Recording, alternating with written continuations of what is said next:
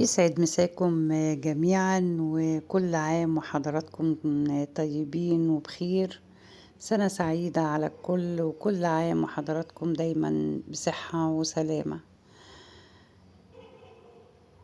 حبيت أعيد على أخواتي وعلى أسرتي التانية على اليوتيوب، وربنا يا رب يخلي ولادنا جميعا هم اللي بيحسسونا بمباهج الأعياد والسنوات اللي جاية واللي جاية بإذن الله.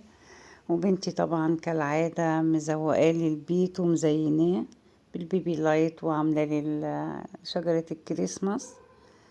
دايما بقول أولادنا طبعا طبعا هم اللي بيحسسونا بكل حاجة حلوة.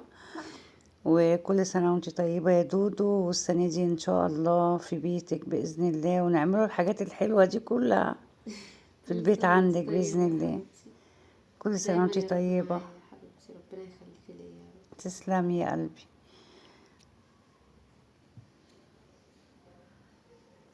في ناس هيقولوا لنا مثلا او هيعلقوا التعليقات السلبة: انتوا بتحتفلوا بالسنة دهيت. احنا بنقوله كل لحظة حلوة بتعدي عيد، وكل لحظة حلوة بتعدي بتبقى جميلة وما بتتعوضش والله. فاحنا دايما يعني ايه، شعبي كده هو بنتلكك كده لأي مناسبة حلوة، لأي أيام حلوة كده هو بنفرحوا بيتنا وبنفرحوا ولادنا.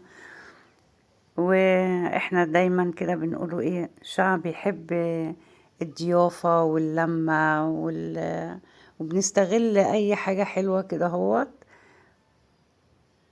وزي بنتي كده ما بتستغل كده هوت المواقف دهيت، وبتزين البيت وبتقعد تلخبط لي الدنيا. ربنا يخليها ويخلي ولادكم جميعا.